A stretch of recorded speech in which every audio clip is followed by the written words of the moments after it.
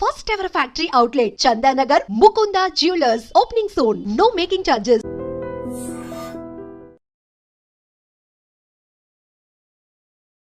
ఇలా కేటీఆర్ గారు హరీష్ రావు గారు మాట్లాడినాడు, టీఆర్ఎస్ పార్టీ రియాక్ట్ కాన్నాడు. ఇవాళ నేను రియాక్ట్ అయ్యాను. అయినా టీఆర్ఎస్ పార్టీకి రియాక్ట్ అయ్యేటువంటి అధికారం లేదు. ఎందుకంటే వాళ్ళు కూడా మూసి ప్రక్షాళన పేరిట ఒక ఎస్పీవి ఫ్లోట్ చేసి దానికి సుధీర్ రెడ్డి గారిని చైర్మన్గా ఇచ్చి ఆఫీస్ కూడా పెట్టి వాళ్ళు ఏం చేసిండ్రు, వాళ్ళు కూడా మాట్లాడిన మాటలు ఉన్నాయి. కేసీఆర్ గారు 10,000 ఇల్లు కూలగొట్టాల్సి వస్తుంది, 20,000 ఇల్లు అందుకని వాళ్ళకి అధికారం లేదు. నేనుగా తప్పకుండా ఇవాళ ఇక్కడ జరుగుతున్నటువంటి ఈ హైడ్రా డ్రామా కావచ్చు, మూసి ప్రక్షాళన పేరిట జరుగుతున్నటువంటి ప్రజల ఇళ్ళ కూల్చివేత సంబంధించిన అంశం కావచ్చు, దీని మీద నేను కాన్స్టెంట్గా కొట్లాడుతున్నా. నేను ముఖ్యమంత్రి గారి బహిరంగ లేఖ కూడా రాశాను. నేను మూసి మంచినీళ్ళ లాంటి వాగు పారవలసిందే, నల్లగొండ విముక్తి కావాల్సిందే, ఇక్కడి ప్రజానికానికి మురికి కంపు దోమలు ఈగల బాధ పోవాల్సిందే అని చెప్పి నేను కూడా అంటున్నా. కానీ దానికి ఒక పద్ధతి ఉంటుంది, ఈ పద్ధతి గురించి నేను ప్రశ్నిస్తున్నాను. నేను నీ మూసి ప్రక్షాళన గురించి కానీ, మోడరేషన్ ఆఫ్ మూసి కానీ, ఈ పర్యావరణ శాస్త్రవేత్తలు మాట్లాడేదాన్ని నేను వ్యతిరేకంగా మాట్లాడుతున్నాను. నేను ఇవన్నీ చేద్దాం, ఎట్లా చేద్దాం రా, నీకు నువ్వుగా చేస్తా అంటే ఎట్లయితే చెప్పండి. ఇవాళ రంగనాథ్ గారు ఉన్నారు, వారు ఓపెన్గా ఎవరికి నోటీసులు ఇవ్వాల్సిన అక్కర్లేదు, నా పనే కూలగొట్టుడు, నాకు పైనుంచి ఆదేశాలు ఉన్నాయి అని చెప్పి సాటర్డే సండే ఏ కోర్టు లేని రోజు చూసుకొని కూలగొడతా ఉంటే కోర్టు అడిగిందమ్మా, అసలు మీకు తెలియదా హాలిడే వచ్చిందంటే మీరు ఇల్లీగల్ కూలగొట్టే అధికారం లేదనే విషయం తెలియదు అని చెప్పి ఇవాళ జడ్జి గారు ప్రశ్నించారమ్మా. మరి వాళ్ళకి ఎవరి దిక్కమ్మా మన నీళ్ళు కాకపోతే. అందుకని నేను వాళ్ళు మాట్లాడు ఇక ఆయన విజ్ఞతకు వదిలిపెడుతున్నా, నేను ఆయన గురించి మాట్లాడు. కానీ నేను ఒక మాట అన్నాను నేను నా ఉత్తరంలో, అంతకుముందు కూడా అన్నా ఏంటంటే, మీకు నిజంగానే కనుక పేదలకు ఏదో రేస్ కోర్స్ జాగలో 100 ఎకరాలలో బ్రహ్మాండమైన ఇల్లు కట్టిస్తా అని చెప్పే మీరు ఇవాళ పోలీస్ లేన్లలో ఉండేటువంటి ఆ భూములలో ఇల్లు కట్టుతాను మీరు గింత గొప్పగా మీరు ఆలోచిస్తున్నప్పుడు గింత ఆదరాబాదర చేసే కర్మ నీకు ఏం పట్టిందయ్యా? మూసి ఇవాళ వచ్చింది కాదు, మూసి 100 సంవత్సరాలుగా ఉన్నటువంటి నది అది. ఈ మూసి ఇవాళ పొల్యూట్ కాలేదు, 40-50 ఏళ్ళ క్రితం పొల్యూట్ అయినటువంటి నది ఇది. దీన్ని ఎట్లా ప్రక్షాళన చేయాలో ఇవాళ కాకపోతే ఇంకో 10 రోజుల తర్వాత చెయ్యి, 1 మంత్ తర్వాత చెయ్యి, నివృత్తి చేయాల్సిన బాధ్యత నీకు లేదా అనేది నా ప్రశ్న. అందుకల్లా నేను అన్నాను, ఇవాళ మీరు ఏదో 5,000 రూపాయలు ఇచ్చి మాట్లాడిస్తున్నారు, మీరు రెచ్చగొడుతున్నారు మీరు అనేది ఇది నిజమే అయితే మీ నిర్ణయమే నిజమని చెప్పి ప్రజలు భావిస్తే మీరు నేను ఇద్దరం కలిసి గన్మెన్ లేకుండా పోదాం, ఇటుపక్క ఒకరోజు పోదాం, అటుపక్క ఒకరోజు పోదాం, ప్రజలు ఏమంటారో విను. ఒకవేళ నిన్ను శబాష్ అని కనుక ప్రజలంటే నిన్ను ముక్కు నేలకు రాసి నా ఎంపీ పదవికి రాజీనామా చేసి ఇవాళ శబాష్ రేవంత్ రెడ్డి గారు అని చెప్పి నేనే చెప్పిపోతా అని చెప్పాను. ఇంతకంటే ఎక్కువ ఎంత చెప్పండి. అందుకని నాదేం మారలే, నా ఆలోచన మారలేదు, నా కమిట్మెంట్ మారలేదు, నా ప్రజల పట్ల నా తపన మారలేదు. ఎక్కడ అన్యాయం ఉంటుందో అక్కడ ఈటలు ఉంటాడు, ఈటలు వాటికి బెదిరిస్తే అదర కొడితే గివి చేస్తా గిట్లా భయపట్టుడు కాదు. రాజశేఖర్ గారు ఉన్నప్పుడు మీకు తెలుసు, నేను నా రింగ్ రోడ్ల భూమి గుంజుకున్నప్పుడే ఇలా నా 120 కోట్ల భూమి 9 ఎకరాల భూమి గుంజుకున్నాడే, భూమి గుంజుకుంటావు కావచ్చు కాక కానీ నన్ను లొంగ తీసుకోలేమని చెప్పాను నేను. కేసీఆర్ గారు నా మీద ఎన్ని చేయాలని చేసిండు. ఇవాళ వీరు కూడా ఏముంటుంది, అడగోలుగా వేస్తాడు మాటలు, ఏది పడితే అదే మాట్లాడుతుంటాడు, ఎవరి మీద పడితే వాళ్ళ మీద ఆరోపణ చేస్తాడు. కానీ తెలంగాణ సమాజానికి ఎవరు ఏందో తెరిచిన పుస్తకంలాగా ఉంది.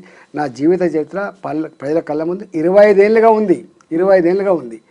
అందుకనే ఇలా నన్ను కేసీఆర్ గారు హుజురాబాద్లో ఎన్ని చేసిందమ్మా నా మీద, అంటే చేయని ప్రయోగం ఉందా, ఖర్చు పెట్టని పద్ధతి ఉందా, లొంగ తీసుకొని నాయకులున్నారా, ఇవన్నీ హామీలు ఉన్నాయి, అన్నీ చేసిండు.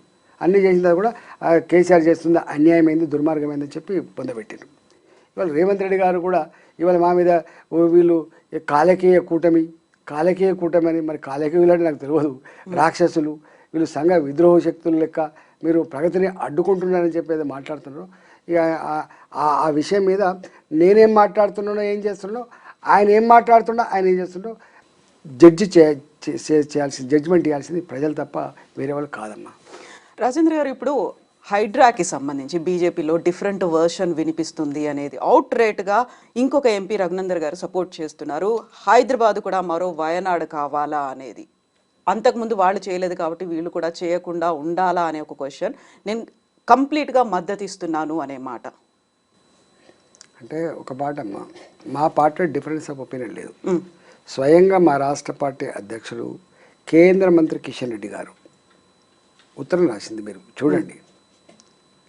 మేము మాట్లాడుతున్నాం, మా పార్టీ అందరూ మాట్లాడుతున్నాం.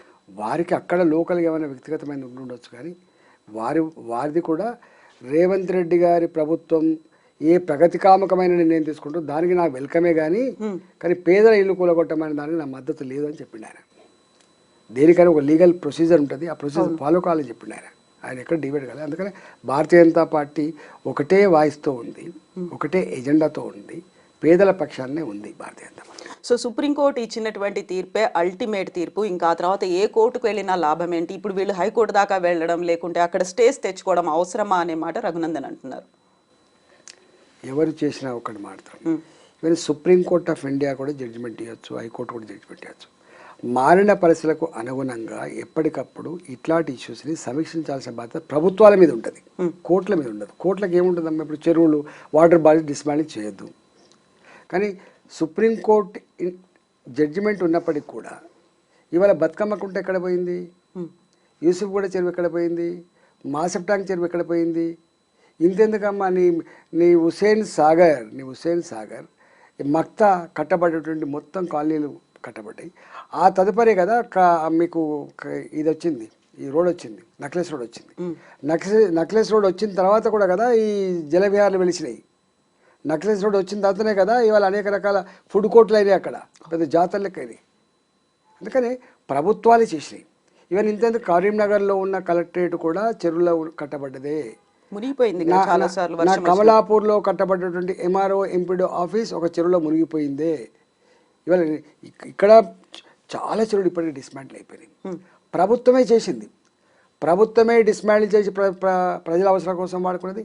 ప్రభుత్వమే అక్కడక్కడ ఈ చెరువులలో పట్టాలు ఇచ్చింది, 60 గజాలు 80 గజాలు పట్టాలు ఇస్తే 40 ఏళ్ల క్రితం 50 ఏళ్ల క్రితం వాళ్ళు ఇల్లు కట్టుకున్నారు వాళ్ళు. కొంతమంది అయితే అసలు ఈ పట్టాలు పొందినప్పటికి కూడా మళ్ళీ ఎప్పుడైనా ఇబ్బంది అవుతుందని చెప్పి ఎల్ఆర్ఎస్ కింద రెగ్యులైజ్ చేసుకున్నారు. గుర్తుపెట్టుకోండి, ప్రభుత్వాలు ఇచ్చినాయి అవన్నీ. దాని మీద వాళ్ళను ఒక వ్యూ తీసుకోవాల్సి అక్కడ ఉండదు. గత ప్రభుత్వాలు చేసినటువంటి తప్పుకు చెంపలేసుకొని వాళ్ళ ఇంటి జాగకు, వాళ్ళ ఇల్లు కట్టుకునేటువంటి దానికి వాల్యూ కట్టించి వాళ్ళకి ఎక్కడ రిప్లేస్మెంట్ చేసేటప్పుడు వాళ్ళకి అమికబుల్గా ఒక సొల్యూషన్ ఉండాలి.